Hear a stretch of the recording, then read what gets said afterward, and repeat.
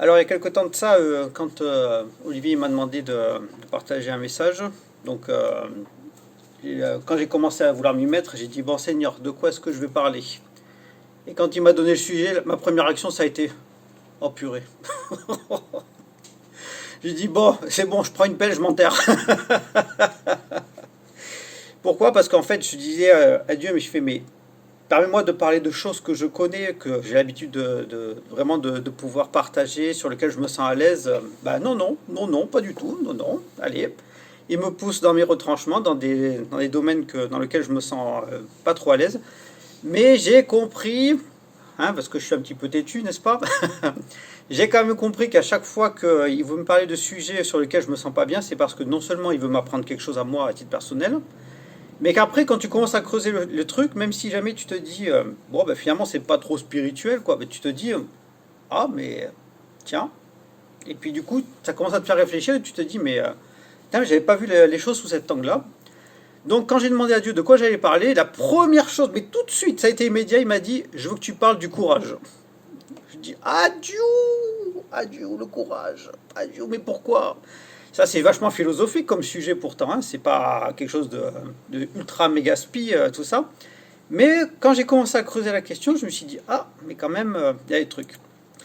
Alors, le courage. D'abord, le courage, c'est quoi? Alors, si on regarde dans le dictionnaire, le courage, la définition exacte, c'est force de caractère qui permet d'affronter le danger, la souffrance, les oppositions, les circonstances difficiles. On appelle également ça une ardeur qui est mise à entreprendre une tâche. Quand on dit travailler avec courage, dans le sens de ne pas se laisser abattre par la quantité de travail qu'on pourrait avoir.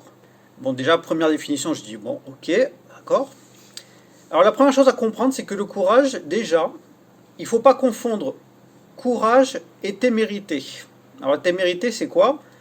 C'est quand on fait un acte en se disant ouais, je suis courageux, je vais faire ça, mais du coup, on tombe dans le déraisonnable, on surestime nos forces par manque d'intelligence ou de sagesse, et résultat des courses, au lieu de faire quelque chose de bien, ben, on produit des bêtises qui nous sont préjudiciables et à notre entourage également. Contrairement à ce qu'on pense, le courage, c'est pas quelque chose qui est automatique comme l'instinct. C'est pas du tout pareil. Le courage, c'est quelque chose qui doit être activé par notre volonté à nous. C'est-à-dire que c'est nous qui décidons de mettre notre courage en route. Et comme un muscle, le courage, il doit être régulièrement entretenu parce que il peut s'atrophier pour diverses raisons. Il peut vraiment réduire.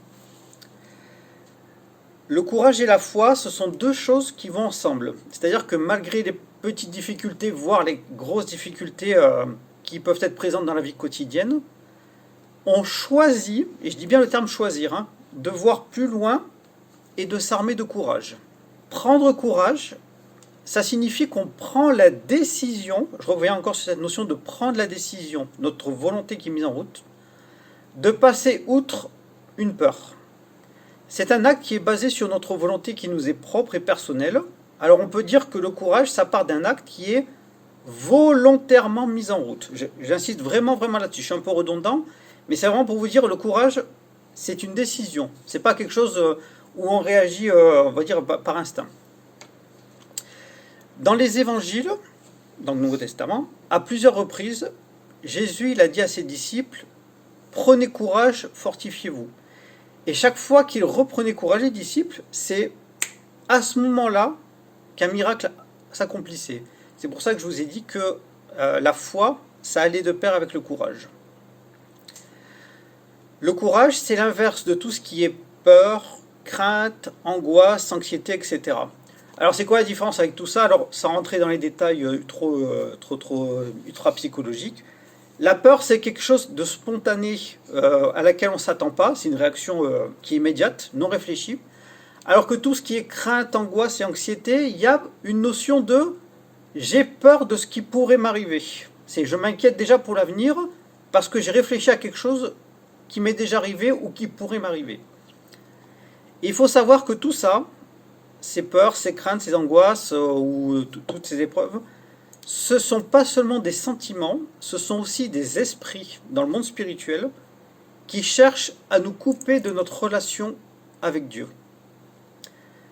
Dans l'Ancien Testament, quand Élie il a affronté donc tous les prêtres de Baal et qui en fait il a réussi à les vaincre, on voit que quelques versets plus tard, Élie en fait il a fait une véritable dépression. Complètement, il s'est laissé abattre. Juste en apprenant les paroles de menace de mort que Jézabel elle avait prononcées sur lui. Alors pourquoi c'est arrivé? Parce que l'instant d'avant, il avait vécu des choses vraiment très très fortes, aussi bien sur le plan spirituel que sur le plan émotionnelle, qui était vraiment très forte. Mais là, une parole, bram, allez, ça l'a mis par terre, et au point que d'abord il a été obligé de fuir parce qu'il a eu peur pour sa vie, et ensuite, il n'en pouvait plus. Et vraiment nerveusement, il dit non mais je craque, stop, voilà. Et qu'est-ce que ça prouve? Ça prouve que on a le droit, au bout d'un moment, de plus pouvoir supporter au-delà d'une certaine limite. On a tous, chacun à notre façon, une limite qui est fixée par rapport à notre caractère, par rapport à ce qu'on a vécu, etc. Et on peut craquer, tout à fait. Alors pour autant, ça ne veut pas dire que lorsqu'on craque ou qu'on est en train de vraiment d'être, on va dire qu'on a l'impression qu'on a le sol qui s'ouvre sous nos pieds, ça veut pas dire qu'on est disqualifié pour autant devant Dieu. Ça, il faut bien se le mettre dans la tête. J'ai cherché un petit peu dans le dictionnaire et j'ai remarqué qu'en fait, il y a un terme qui est plus trop utilisé de nos jours, mais qui a encore son usage, on va dire, dans certaines contrées. Les Anglais d'ailleurs l'utilisent encore beaucoup. C'est pas tellement le terme courage, c'est le terme fortitude. Et je dis, tiens, c'est bizarre, ce mot j'ai déjà lu quelque part. Et la fortitude, c'est quoi? C'est un trait de caractère qui s'illustre par une capacité à résister à des douleurs diverses, qu'elles soient d'ordre physique ou moral. Donc physique ou psychologique, la fortitude, c'est tu encaisses, tu encaisses, tu encaisses. Quelle que soit l'origine de tes problèmes, c'est non, tu arrives à encaisser. Mais voilà, au bout d'un moment, si tu encaisses, tu encaisses, tu encaisses et que tu ne décompresses pas, c'est là où la corde elle se tend et elle peut casser au bout d'un moment. Le courage comme la peur, ils ont un même terrain de combat, c'est les pensées et notre cœur. Le découragement, ça retire notre foi parce que ça détourne notre regard de la capacité de Dieu de s'occuper de nous, de la puissance, et de nous conduire à regarder des situations avec des yeux humains et charnels. On se dit, mais voilà, moi je vois que mon problème qui est tout de suite là maintenant, c'est trop fort, c'est trop tangible. Et des fois on est coupé en se disant, mais j'arrive plus à être connecté avec Dieu. Là, ce problème, il est trop présent, il est comme ça en moi, ou dans ma vie, etc. Et dès lors, quand le problème devient trop grand, qu'est-ce qui se passe? On devient captif des difficultés au lieu de rester concentré sur Dieu. Et alors parfois, il arrive qu'un travail psychologique et ou spirituel devienne nécessaire, surtout en cas de gros combats personnels. Et ça, je vais y revenir après. Alors dans la pratique, dans la vie de tous les jours, devenir chrétien, c'est une chose. Aller à l'église régulièrement, c'est une autre chose. Mais pour autant, ça ne veut pas dire que parce qu'on est devenu chrétien et qu'on va à l'église régulièrement, qu'on va être protégé des aléas de la vie. Ça, c'est pas vrai. Ça, c'est, il y a encore certaines églises qui pensent que si jamais il nous arrive des problèmes, c'est que forcément on a péché. Non, c'est pas vrai. C'est pas vrai du tout. Il y en a, même si on se répète que Dieu est avec nous, Dieu est avec nous, Dieu est avec nous. Oui, mais d'accord, Dieu est avec nous, mais tôt ou tard, les problèmes, soit ils sont encore là par rapport à ton ancienne vie, ça c'est possible, soit il y en a de nouveaux qui apparaissent. Et ça aussi, c'est quelque chose qu'on oublie régulièrement. Si nos problèmes deviennent trop lourds à porter, et qu'en plus on s'en rajoute, ou qu'on en rajoute régulièrement, et qu'on n'arrive pas à vider tout le trop-plein, qu'est-ce qui se passe? Notre morale, pouf, voilà. Il descend au 4e sous-sol et ça devient dur de remonter la pente. Alors parmi les nombreuses raisons qui font qu'on peut être découragé, je pense que tous on a eu notre lot. Ça peut être la maladie, l'incompréhension, que ce soit au sein de notre propre famille, notre conjoint, dans notre propre groupe de chrétiens ou dans des églises dans lesquelles on n'est pas compris. Ça peut être le rejet qui peut commencer même depuis la petite enfance, ça peut être la persécution, ça peut être le travail dans lequel tu as une ambiance qui est malsaine, etc. Bon, des raisons, il y en a 8 milliards. Ça, on peut... vous inquiétez pas, l'ennemi, il sait où est-ce qu'il faut taper pour nous mettre à mal. Une autre raison de découragement, entre guillemets, classique, c'est quand on prend conscience que ce que nous entendons parler à l'église en disant « Ouais, mais Dieu est avec nous, mais t'inquiète pas, Dieu est notre soutien, etc. » Mais toi, quand tu entends ces paroles, tu as tellement d'embrouille dans ta vie que tu te dis, mais il y a un décalage, il y a quelque chose qui ne va pas. Ce que j'entends à l'église et ce que je vis, mais ça n'a rien à voir. Et du coup, ben, ton moral, il fait... Parce que tu te dis, mais pourquoi je ne le vis pas? Tout ce que j'entends à l'église, ça me paraît lointain ou inaccessible. Alors du coup, ben, qu'est-ce qui se passe? Ben, je me sens frustré, puis après je me sens abattu, et j'ai l'impression que Dieu, ben, en fait, il ne se penche pas sur mon cas, ou alors qu'en fait, ben, il est là seulement pour une élite, entre guillemets, et qu'il n'y a qu'eux qui vivent des choses, et moi, rien du tout.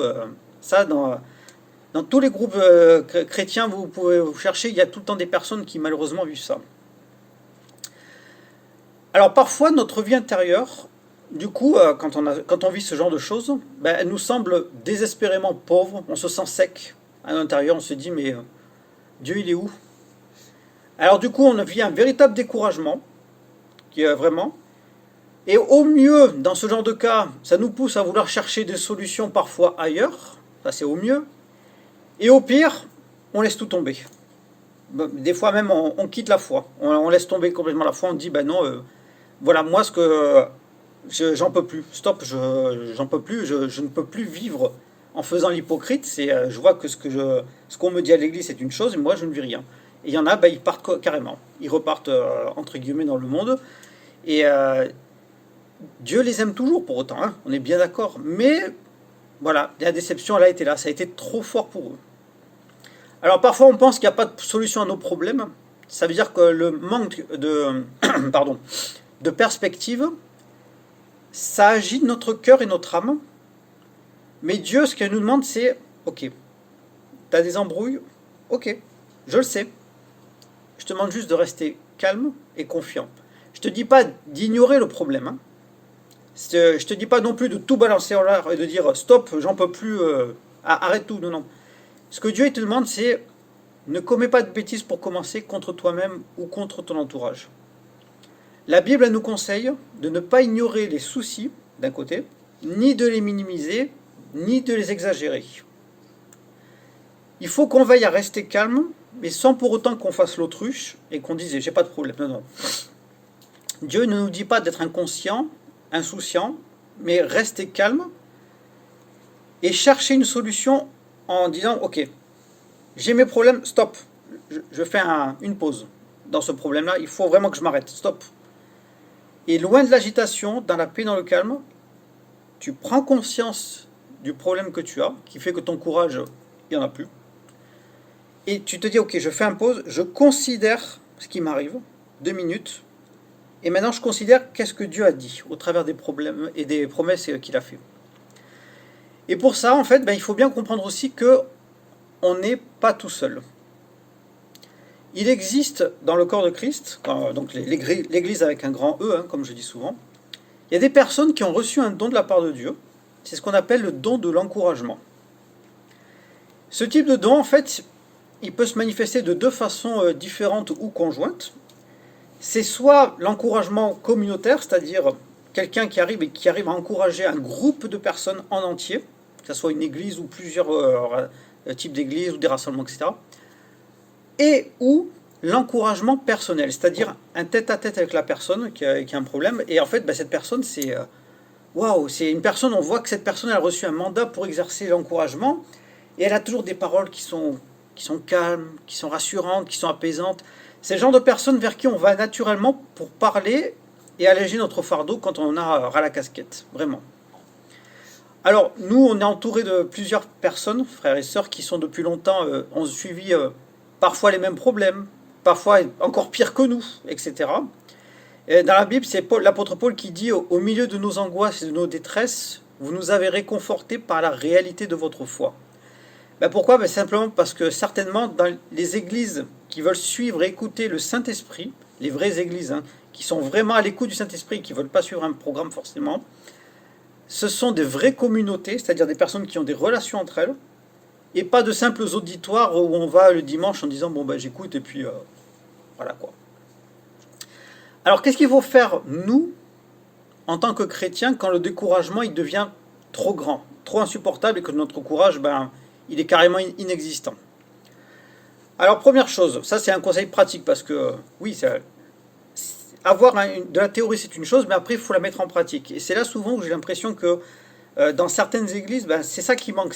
On entend la personne parler un dimanche, mais après, voilà, faut se mettre en route et parfois on n'a pas le starter, comme j'ai dit.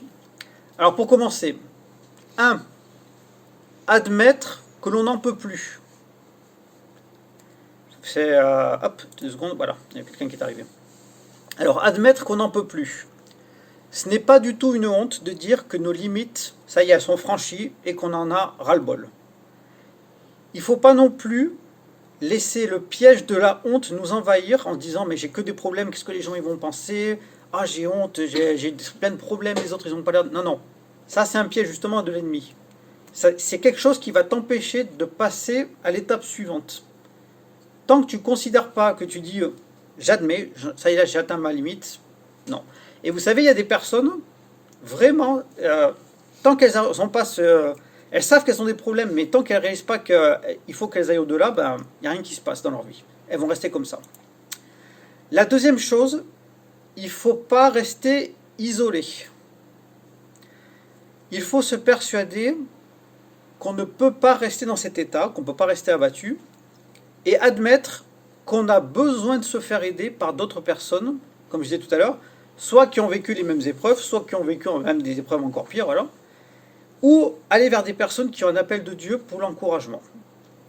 Parce que si on ne fait pas ça, si on ne va pas vers d'autres personnes et qu'on reste dans notre coin terré vraiment, comme dans notre trou, eh ben, on va marquer nous-mêmes un arrêt dans notre vie et on va faire du surplace. Il n'y a plus rien qui va bouger et on va rester avec nos problèmes et ça va rester, ça va tourner. On va faire comme le hamster qui tourne dans sa roue, dans sa cage, c'est-à-dire qu'on va faire du surplace. On a l'impression qu'on bouge, qu'on survit, mais il n'y a rien qui va bouger, il n'y a pas d'échappatoire.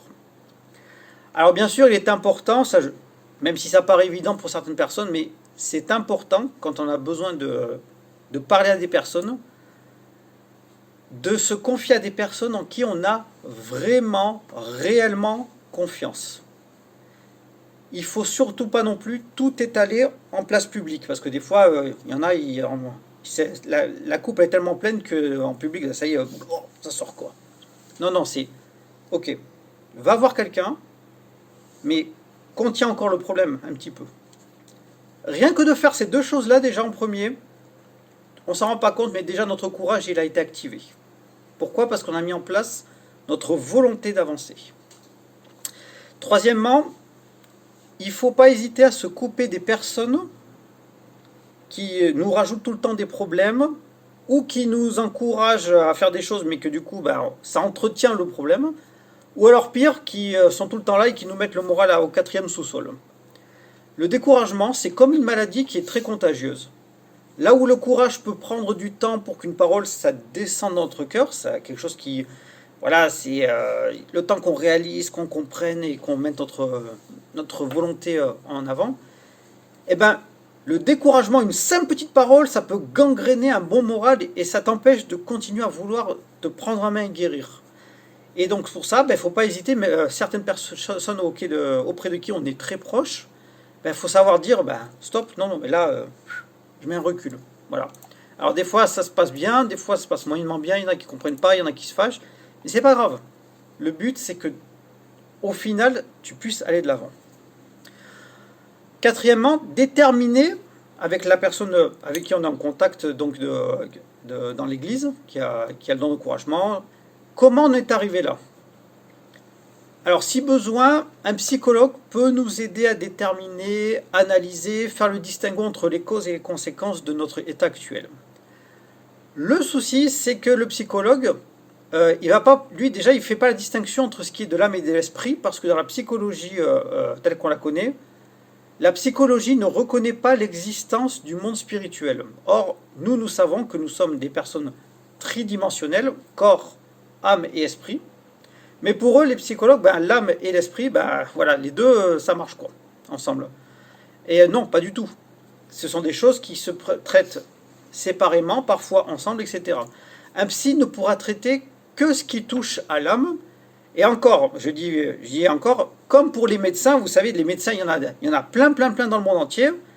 Il y en a certains qui sont doux et attentionnés, et d'autres, au contraire, ils ont le diplôme, ils ont fait les études, Mais question empathie pour les gens,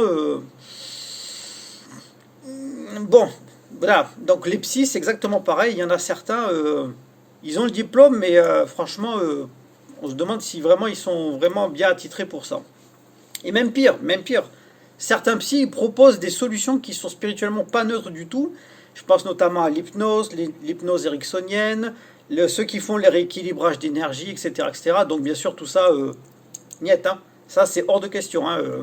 Ça, il faut vraiment, vraiment refuser, parce que là, ça entraîne des problèmes.